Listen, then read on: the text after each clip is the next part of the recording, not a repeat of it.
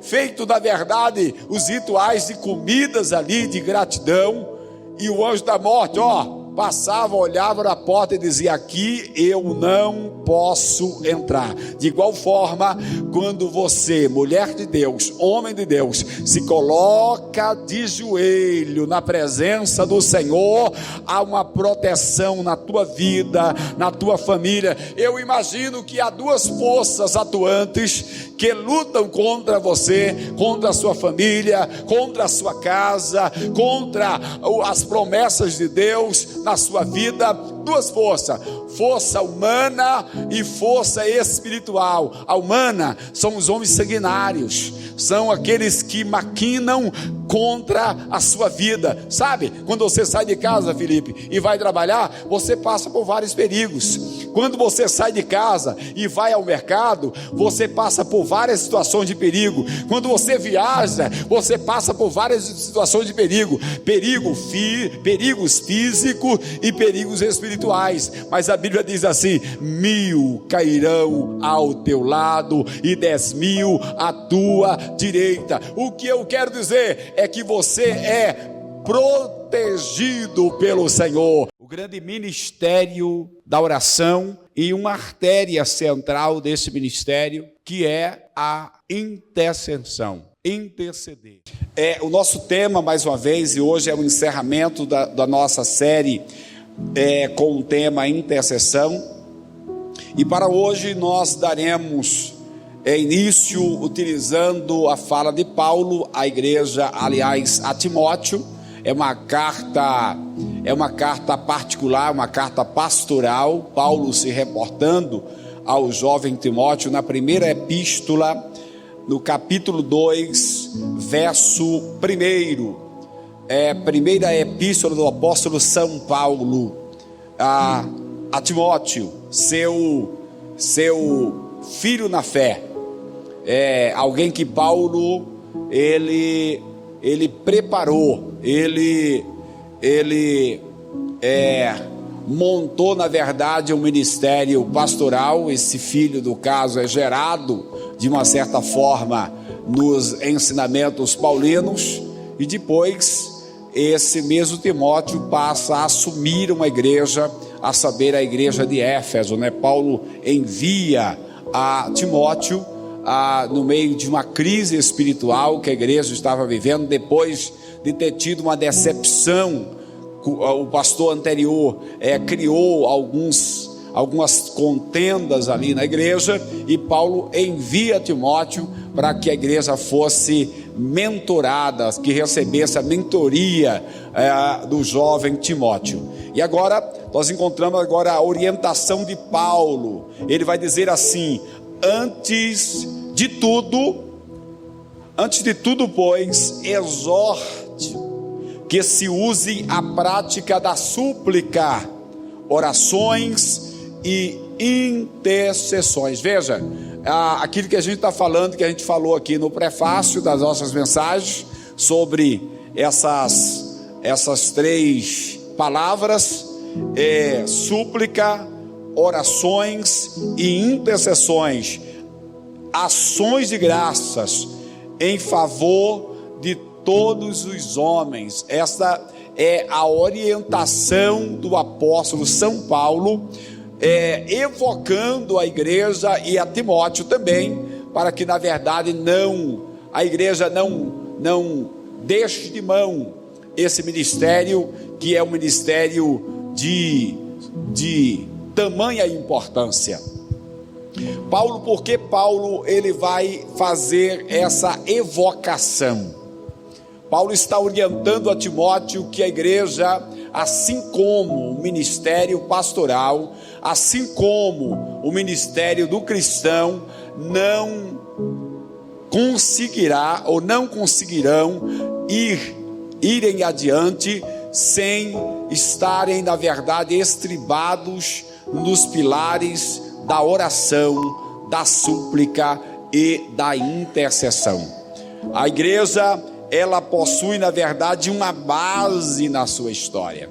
Se pegarmos qualquer igreja vitoriosa, qualquer família vitoriosa, qualquer cristão vitorioso, veremos que há uma base, há um lastro ali de sustentação. Eu lembro com muita clareza, até a título de introdução, e estamos falando aqui através de atingirá no caso a web, e pessoas de outro lado ouvirão. Nós temos pessoas, Darley, na Itália, nós temos pessoas em Portugal que já estão entrando em contato, são amigos meus que já viram no caso, perguntaram: olha, pastor, e no Brasil inteiro, na verdade, pessoas do Nordeste, Maceió, Pernambuco, né, São Paulo, Minas Gerais, enfim, nós temos aí seguidores que estão entendendo que há uma voz aqui, uma voz que certamente irá pronunciar a vontade de Deus. E eu lembro com muita clareza a história da nossa igreja em Pernambuco. É uma igreja vitoriosa, crescente, abençoadora, uma igreja de muita unção. E o grande segredo da igreja ali não era o lastro teológico, filosófico, as histórias contadas no altar, mas era a base da oração, era a sustentação da oração. Sem oração é impossível, na verdade, alcançarmos crescimento. Veja, vamos entrar agora em um estudo muito importante, ou dar seguimento a um estudo muito importante, que é a intercessão. Batismo nas águas tinha pelo menos 2 vezes por ano ali. Só que tem uma coisa: se você chegasse, por exemplo, todos os dias na nossa igreja lá em Ribeirão, uma cidade pequena, uma cidade pitoresca, uma cidade movida, ou o movimento econômico da cidade é cana-de-açúcar, é usina, e só tem no caso movimento em torno de 4 a no máximo 5 meses por ano. E depois disso não tem, o pessoal vai trabalhar na roça, não tem trabalho mais, as usinas param. Existe uma feira, no caso de rua lá, que é colocada na sexta e sábado, é enorme. Pense na feirinha que nós temos aqui, nas margens do rio, né? Isso aí é como se fosse 1% da feira lá. Toma o centro da cidade inteiro. E no final, não se tem nada mais para vender, porque o povo compra. E aí você perguntar de onde vem o dinheiro. É uma cidade abençoada pelo Evangelho. E o Evangelho que é abençoado pelo ministério da oração. Eu venho de uma época compreendendo o ministério da oração. Eu não aprendi, na verdade, o ministério da oração num seminário teológico. Eu não aprendi sobre oração através de um professor de teologia. Não, de forma alguma. Afinal de contas, a não ser que eu esteja enganado, não existe nem essa matéria dentro da composição da grade teológica, que deveria ter. Deveria ter a matéria chamada matéria oração. Não tem. Tem a sistemática, e veremos o caso, as matérias do campo da sistemática. Nós temos o caso, os livros poético, histórico, profeta menor, profeta maior, evangelhos, epístolas paulinas, epístolas pastorais, epístolas gerais, Apocalipse. Cadê a oração? Oração deveria ser o padrão. Eu estava pesquisando hoje à tarde e eu vi que uma determinada igreja que não se faz necessário citá-la ou citar o nome, apesar de ser uma igreja que muitas vezes a gente não dá a ela muita importância, mas ela dá importância ao ministério da oração. Ela está sempre falando sobre oração. No período que eu morei em São Paulo, eu lembro que eu morei na casa de um irmão que ele faz parte de uma determinada igreja. Eu tenho um irmão que ele é pastor da Deus é Amor. Eu um dia fui com ele a essa igreja, E quando cheguei lá, foi aí que eu conheci o saudoso missionário Davi Miranda. Dentro da igreja, no caso, eu fui na antiga igreja, existia um lugar que se chama santuário.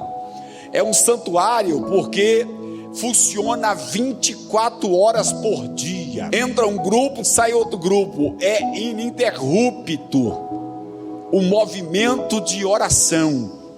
Imagine você, na verdade, entra uma pessoa, sai uma pessoa, entra uma pessoa, sai uma pessoa, isso 24 horas. E a igreja é aberta 24 horas em São Paulo. As portas da igreja, o Parque Dom Pedro é um lugar muito perigoso. É chamado também Baixada do Glicério.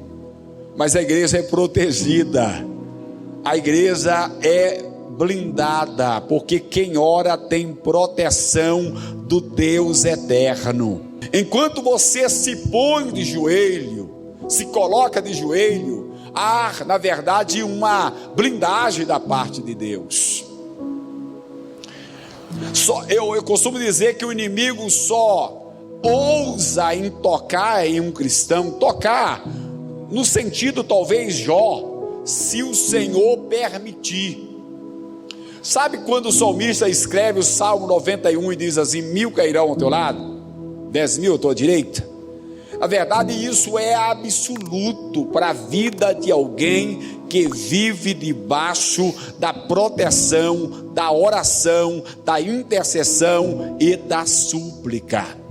O Senhor protege mesmo. Sabe aquela ideia, por exemplo, dos filhos de Israel na terra do Egito? Quando na verdade eles passaram sangue no umbral das portas, nos umbrais das portas, e o anjo da morte não podia entrar nas tendas que estavam marcadas pelo sangue. Assim acontece com a nossa vida, mas com um potencial muito maior. A proteção que nós temos, quando nós temos o livre acesso através do ministério da oração, da intercessão, da súplica, é uma proteção muito mais elevada, porque nós não matamos nenhum cordeiro. O nosso cordeiro é um cordeiro eterno, e o sacrifício dele não se repete. Não há necessidade de um segundo sacrifício. Jesus morreu uma só vez, e ele morreu e ressuscitou por nós, e disse: todo poder é-me dado nos céus e na terra. E a Bíblia diz que ele está hoje à direita de Deus, intercedendo por nós. Agora, ora, se o povo de Israel tinha toda uma proteção pelo fato de ter obedecido apenas, feito a liturgia da Páscoa, matado o cordeiro, feito na verdade os rituais de comidas ali de gratidão, e o anjo da morte passava, olhava na porta e dizia: aqui eu não posso entrar. De igual forma, quando você, mulher de Deus, homem de Deus, se coloca de joelho na presença do Senhor, há uma proteção na tua vida, na tua família. Eu imagino que há duas forças atuantes que lutam contra você, contra a sua família, contra a sua casa, contra as promessas de Deus na sua vida. Duas forças: força humana e força espiritual. A humana são os homens sanguinários, são aqueles que maquinam contra a sua vida. Sabe, quando você sai de casa, Felipe, e vai trabalhar, você passa por vários perigos. Quando você sai de casa e vai ao mercado, você passa por várias situações de perigo. Quando você viaja, você passa por várias situações de perigo. Perigos físicos e perigos espirituais. Mas a Bíblia diz assim: 1000 cairão ao teu lado e 10.000 à tua direita. O que eu quero dizer é que você é protegido pelo Senhor. Glórias a Deus. Agora, uma outra coisa que eu quero salientar aqui ainda a título de prefácio é que a oração, cientificamente falando, ela ativa um estado de bem-estar para aquele que ora. Quem na verdade ora é otimista. Veja, uma pessoa que ora quando está enfermo é muito mais otimista do que quem não ora. Eu já visitei pessoas no finalzinho da caminhada, mas era uma pessoa de oração. Quem ora, olha para cima e entende de onde vem a sua vitória. Quem ora, olha direcionado, na verdade, não para as montanhas e obstáculos. Quando você vê pessoa muito, olha, sei o que, o monte, a luta, a dificuldade, a tristeza, a batalha, é porque o ministério da oração está estacionado. Se você ativar o ministério da oração, da intercessão, coisas gloriosas acontecerão na sua vida, não apenas na sua vida, mas na vida dos teus, na vida dos teus familiares, nas promessas que Deus estabeleceu para você, elas serão realidades ou serão realizadas e ativadas através do ministério da oração. Diga amém. Veja então, olha só, eu quero adiantar que a intercessão é a chave que move, ou retém a mão de Deus. Ou a intercessão, com a intercessão eu posso mover, ou eu posso reter as mãos de Deus. Eu posso mover no sentido de operação, e eu posso reter no sentido de muitas vezes a ira de Deus, como foi o caso de algumas cidades que estavam prestes a serem destruídas, como por exemplo no caso de Jonas, né? A cidade de Nínive, quando estava para ser destruída, e de repente Deus levanta Jonas como intercessor, e ele não compreende esse ministério.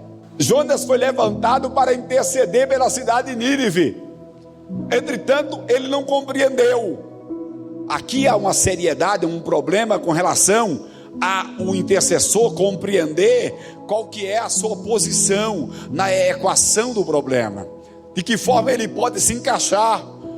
Deus queria dar um livramento, Deus queria estabelecer, na verdade, um livramento para a cidade de Nínive, mas Jonas não compreendeu. Ou seja, a oração pode liberar ou pode interceder. Quando você pode reter. Quando você intercede, ou Deus abre a mão, ou Deus fecha a mão, ou Deus libera, ou Deus segura. A sua intercessão, a sua oração será o grande diferencial na vida de alguém que precisa.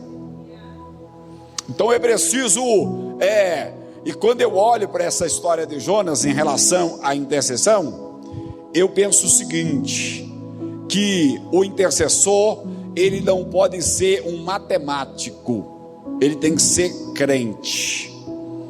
Por que não matemático, pastor? Porque se você for enumerar a questão, o problema e o merecedor, ou o estado de merecimento do indivíduo, aí você vai dizer assim: eu vou parar de orar, ele não merece vitória. A questão não é merecimento, é fé. A questão não é merecimento, vou aditivar uma palavra importante aqui. A questão é misericórdia. Sabe quando você ora para Jesus curar alguém? Às vezes Deus cura, não é pela sua questão da sua fé. É evidente que a fé é o aditivo central para a cura divina, mas há um ministério mais excelente do que a fé.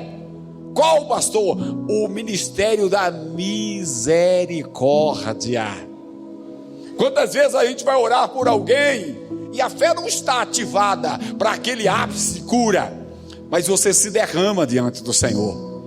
E a Bíblia diz assim: por causa da opressão do pobre e do gemido do necessitado, eu me levantarei. Veja que não está falando aqui de fé. É claro, eu repito, para que não se compreenda de forma diferente, a fé é o principal aditivo para o milagre. Mas na ausência da fé, que entre o grande ministério da misericórdia. Nós muitas vezes oramos e não temos talvez muita convicção naquele momento do milagre, da resposta, mas as nossas lágrimas traduzem o que está dentro da nossa alma, e o próprio Espírito Santo vai lá e traduz diante do Pai e diante do Filho, e a nossa oração é respondida através do ministério da misericórdia. Então quando nós intercedermos, devemos interceder com misericórdia. Chore pela pessoa, derrame a sua alma pela pessoa. Pastor, ela não é digna dessa contemplação toda. Não é matemática, não é número, não é equação nem fração. Estamos falando aqui do ministério superior, que é o amor, que é a compaixão, que é o sentimento cristão, que é o sentir a dor do outro. Aí a Bíblia diz assim: chorai com os que choram, alegrai-vos com os que se alegram. Irmão, deixa eu falar uma coisa: tem muita gente participando de festa e se alegrando no teu banquete. Difícil é se alegrar ou é chorar no momento da tua agonia, do teu desespero, das tuas lágrimas, do teu sussurro. Mas o verdadeiro intercessor ouvirá a voz do Espírito Santo, assim como ele intercede por a igreja. O intercessor intercederá por aquele que está sofrendo, chorando, gritando. Deixa eu chamar a sua atenção agora para uma reflexão. Pense em alguém que precisa de misericórdia. Pense em alguém que talvez não seja merecedor da misericórdia. Pense em alguém que precise ser visitado agora, na noite desse dia, e libere uma palavra de misericórdia e diga: Deus, vai lá, abrace a alma dessa pessoa, abrace o coração dessa pessoa, abrace o sentimento dessa pessoa e libere uma vitória. Quantos querem que Deus visite alguém aqui na noite desse dia? Bendito é o nome do Senhor. Então ore com misericórdia.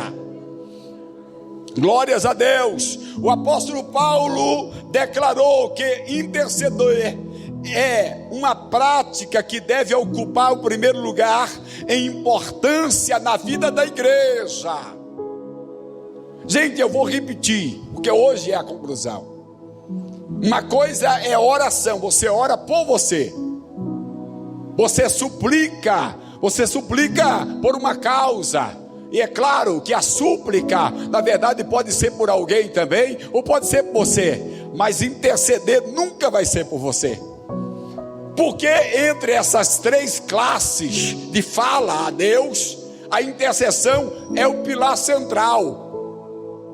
A igreja deveria, na verdade, fazer parte de simpósios, cursos intensivos, discipulados a respeito do ministério da intercessão. Deveríamos compreender com mais propriedade. E por que a importância? Qual é a importância? Porque a igreja não crescerá na sua totalidade. Não teremos um crescimento real, a não ser que intercessores se levante e mova as mãos de Deus a despeito do bairro, da cidade, das comunidades e de pessoas que estão acorrentadas por aí. Ou vocês acham, na verdade, que a gente vai chegar numa comunidade, vai chamar o pessoal que precisa e eles vão dizer: eis-me aqui, eu quero ouvir a palavra? Não, há uma resistência, porque há uma força lá, mas a força que está lá é rompida pelo poder da intercessão. Aleluia. Quando você ora aqui, as mãos de Deus se movem a respeito das comunidades, das pessoas que estão estacionadas e presas. O Senhor vai lá e quebra os grilhões da morte. E nós aqui, nós ministramos. Quem quer liberar uma palavra no mundo espiritual? Nós liberamos uma palavra de libertação às comunidades da cidade de Resende, Rio de Janeiro. Nós liberamos uma palavra de libertação às comunidades do Rio de Janeiro. Nós ministramos uma palavra de intercessão a todas as pessoas que estão aprisionadas nas praças, nos valados, nas